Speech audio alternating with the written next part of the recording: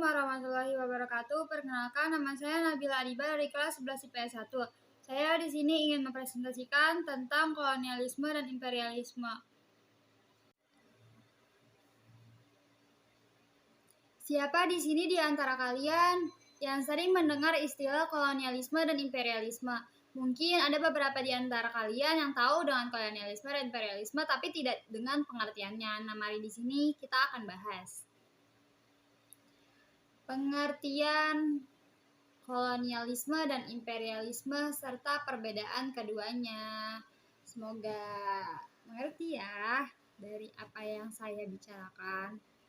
Jadi begini, dahulu sekitar ratusan bahkan ribuan tahun yang lalu, ada beberapa negara yang melakukan penjajahan terhadap negara-negara lain. Tujuan menjajah sudah sangat jelas, yaitu ingin menguasai dan memperluas wilayah kekuasaan. Banyak dari negara-negara jajahan yang terus dikeruk sumber dayanya baik alam ataupun manusianya. Dengan begitu, negara penjajah semakin kuat dengan menguasai tempat-tempat vital atau strategis di suatu wilayah. Awal munculnya keinginan untuk menguasai daerah lain itu ketika jatuhnya Konstantinopel. Konstantinopel adalah tempat yang strategi untuk berdagang dan Turki Utsmani ingin menaklukkannya. Akibatnya, para pedagang dan pembeli tidak bisa lagi masuk ke kota tersebut. Turki Utsmani adalah sebutan untuk para penguasa dan militer kekuasaan Turki. Sedangkan Konstantinopel itu merupakan ibu kota kekaisaran Romawi, sekaligus kota terbesar dan termakmur di Eropa. Setelah ditaklukkannya Konstantinopel, bangsa Eropa menjadi bingung. Harus mencari kemana lagi untuk memenuhi komoditas rempah-rempah. Padahal di masa itu rempah-rempah sangat tinggi nilai jualnya di Eropa. Kemudian bangsa Eropa mulai melirik Indonesia karena keberadaan Indonesia sebagai penghasil rempah-rempah terbaik mulai terdengar oleh bangsa Eropa. Pada akhirnya Indonesia menjadi rujukan orang-orang Eropa untuk membeli rempah-rempah dan memenuhi kebutuhan mereka. Selain Indonesia memiliki rempah-rempah yang terbaik dan melimpah, masyarakatnya juga ramah dan baik sekali menyambut orang-orang Eropa yang berdatangan. Karena hal itu mulai banyak armada-armada milik bangsa Eropa yang menepi ke Indonesia. Kejadian ini erat dengan kaitannya dan penjelasannya yaitu kolonialisme dan imperialisme. Pengertian kolonialisme dan imperialisme bangsa Barat. Pengertian kolonialisme, yang tahu. Pengertian kolonialisme berasal dari kata koloni. Nah, koloni menurut bahasa Latin artinya pemukiman. Upaya yang dilakukan negara-negara penguasaan dalam rangka menguasai suatu daerah atau wilayah untuk mendapatkan sumber daya disebut kolonialisme. Kolonialisme umumnya dilakukan oleh negara-negara yang memiliki kekuatan militer yang kuat. Contohnya seperti Portugis, Spanyol, Belanda, dan Inggris. Negara tersebut berhasil menguasai negara-negara lainnya, termasuk Indonesia. Pengertian imperialisme selanjutnya. Imperialisme merupakan istilah yang berasal dari kata imperator, artinya memerintah. Nah, berarti imperialisme itu adalah suatu sistem dalam dunia politik yang bertujuan untuk menguasai negara lain dalam memperoleh kekuasaan atau keuntungan dari negara yang dikuasainya. Imperialisme sudah ada sejak abad ke-19 loh. Pada awalnya dicetuskan oleh Benjamin Disraeli yang merupakan Perdana Menteri Inggris saat itu. Imperialisme dibagi menjadi dua berdasarkan waktu dan tujuannya, yaitu imperialisme berdasarkan waktunya. Imperialisme kuno muncul sebelum revolusi industri di Inggris yang terdorong oleh 3G, yaitu Gold, Gospel, dan Glory.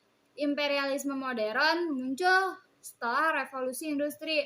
Terdorong karena faktor ekonomi dan kebutuhan industri pada waktu itu, imperialisme berdasarkan tujuan imperialisme politik untuk menguasai seluruh kehidupan politik suatu negara. Imperialisme ekonomi untuk menguasai sektor perekonomian negara lain. Imperialisme kebudayaan untuk menguasai nilai-nilai kebudayaan suatu negara. Imperialisme militer untuk menguasai negara lain karena dianggap memiliki wilayah yang strategis yang bisa memperkuat pertahanan. Sebab keinginan menjadi jaya, perasaan sebagai bangsa istimewa, hasrat menyebabkan agama dan ideologi, hasrat menimbun harta dan kekayaan. Tujuan menguasai politik, menguasai perekonomian, menguasai mentalitas dan jiwa dari suatu bangsa, menguasai daerah negara lain. Dampak dari imperialisme dan kolonialisme juga memicu rasa nasionalis dan cinta tanah air rakyat Indonesia, sehingga bersatu untuk melawan penjajah akibat adanya penindasan. Imperialisme dan kolonialisme bangsa Eropa terhadap Indonesia ini berdampak pada seluruh aspek, baik aspek politik, ekonomi, maupun sosial budaya. Pada abad ke-19, masyarakat Indonesia berupa keras untuk melakukan perlawanan. Tujuan utamanya untuk mengusir penjajahan dari Nusantara. Namun, sifat perlawanan dari para raja atau sultan dan rakyat terhadap VOC masih sangat lokal. Mengutip dari situs Kementerian Pendidikan dan Kebudayaan atau yaitu Kemendikbud, perlawanan bangsa Indonesia pada awal ke-19 memiliki beberapa ciri, yakni perjuangan yang dilakukan masih bersifat lokal atau kedaerahan. Hal ini dikarenakan kurangnya persatuan dan kesatuan di masyarakat Indonesia pada saat itu. Perlawanan dilakukan secara fisik dan menggunakan senjata tradisional. Perjuangan dipimpin oleh tokoh-tokoh karismatik atau yang disegani oleh masyarakat saat itu. Contohnya, kaum bangsawan atau tokoh agama. Perlawanan yang dilakukan masih bersifat sporadis atau musiman. Strategi perjuangan masih belum terorganisir dengan baik. Masyarakat saat itu juga masih mudah dengan diadu domba oleh Belanda. Sebagian besar perlawanan tersebut memang tidak berhasil dalam mengusir penjajahan.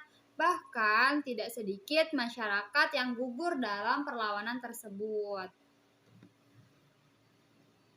Menurut Dina Dwi Kurniarni, dalam diktat yang berjudul Sejarah Indonesia pada masa pergerakan perjuangan bangsa Indonesia pada abad ke-19 didominasi oleh perlawanan kerajaan di Nusantara yang merasa aktivitas perekonomiannya terganggu. Selain itu, kerajaan juga merasa dirugikan oleh datangnya bangsa asing ke Nusantara. Maka dari itu, banyak perlawanan dilakukan untuk mengusir penjajah dari daerah kekuasaannya. Upaya perlawanan yang dilakukan memang mayoritas mengalami kegagalan, namun tidak sedikit pula perlawanan tersebut berhasil mengusir penjajahan. Apa sajakah itu? Pada tahun 1527, Fathahillah berhasil mengusir bangsa Portugis dari Sunda Kelapa, mengubah nama tersebut menjadi Jayakarta. Pada tahun 1575, Sultan Babullah berhasil mengusir bangsa Portugis dari Maluku atau Ternate. Pada tahun 1801, Sultan Nuku dari Tidore berhasil merebut kota Siu dari Belanda dengan dibantu Inggris dan mempersatukan Maluku kembali. Perlawanan yang masih bersifat melokal atau kedaerahan dan tidak serentak dipandang oleh Belanda sebagai sebuah keuntungan. Belanda dengan mudah mengirimkan pasukan militernya ke berbagai daerah untuk membendung perlawanan tersebut. Hingga akhir pada abad ke-19, perlawanan bangsa Indonesia masih dilakukan secara fisik dan kedaerahan. Namun, mulai awal pada abad ke-20, masyarakat Indonesia mulai bersatu untuk memerdekakan diri dari tangan penjajahan. Kurang lebihnya dari saya, apabila ada salah kata, mohon maaf. Wassalamualaikum warahmatullahi wabarakatuh.